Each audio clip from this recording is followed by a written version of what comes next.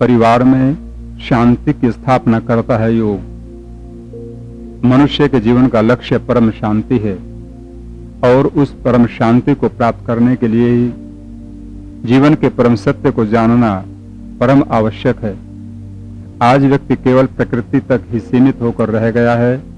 वह केवल प्रकृति के लुभावने दृश्यों को ही देखकर उनको एकत्रित करने में ही अपने जीवन की इतिश्री कर देता है।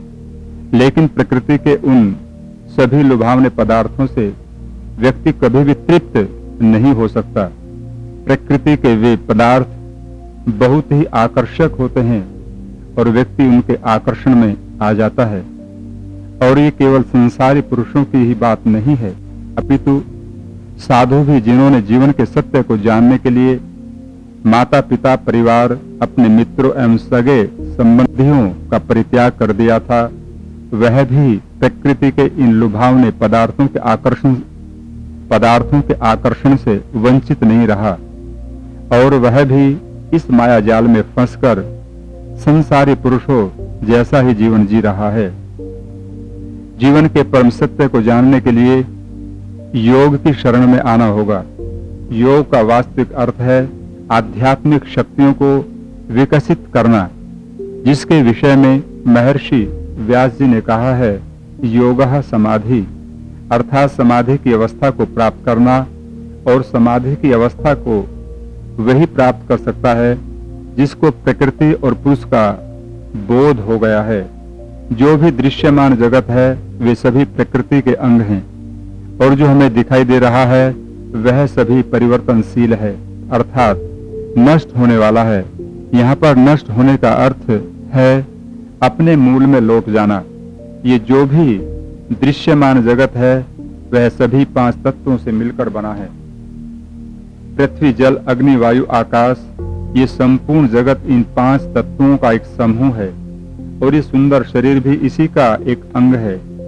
जिस समय प्रलय अवस्था का समय आता है, जिस समय प्रलय अवस्था का काल होता है, उस समय ये सभी पदार्थ इन 5 तत्वों में विलीन होकर परमाणुओं में विभक्त हो जाते हैं। यही दृश्यमान जगत की स्थिति है जिस पर व्यक्ति मोहित हो रहा है।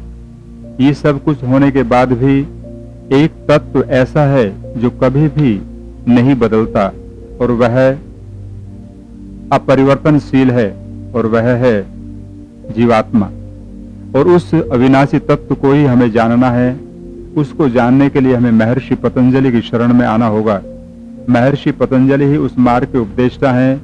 जो व्यक्ति उस आत्म तत्व को जान लेता है वह काम, क्रोध, लोभ, मोह, अहंकार के माया जाल में नहीं फंसता और जीवन की सत्यता को जान लेता है। उसको यह बोध हो जाता है कि यह शरीर तो एक मिट्टी का खिलौना है और यह कभी भी टूट जाएगा, लेकिन ये अविनाशी आत्म तत्व ही सत्य है। इसी के लिए ही जीना चाहिए, ऐसा बोध उसे हो जाता है और वह फिर आत्मस्थ होकर जीवन यापन करता है। जिसको आत्म तत्व का बोध हो जाता है उस परिवार में दैवी शक्तियां विद्यमान रहती हैं। उस परिवार का वातावरण स्वर्गमय हो जाता है। उस परिवार में प्रेम की अजस्र धारा बहने लगती है। वे सभी आत्मा से प्रेम करते हैं, शरीर से नहीं। शरीर तो मरण धर्मा है, यह बोध उन्हें हो जाता है और उस परिवार पर परमात्मा का वरदहस्त सदैव रहता है। और जो आत्म तत्व को जान लेता है वही ईश्वर का सानिध्य प्राप्त कर आनंद मग्न हो जाता है। उस आत्म तत्व को जानने के लिए हमने उस पर कुछ योग में शोध किया है, जिसके द्वारा साधक उसका अभ्यास करते हुए नश्वर शरीर की वास्तविकता को जानकर आत्मा से प्रेम करता हुआ सभी प्राणियों में उसी को देखता है और शांत हो जाता है। ओम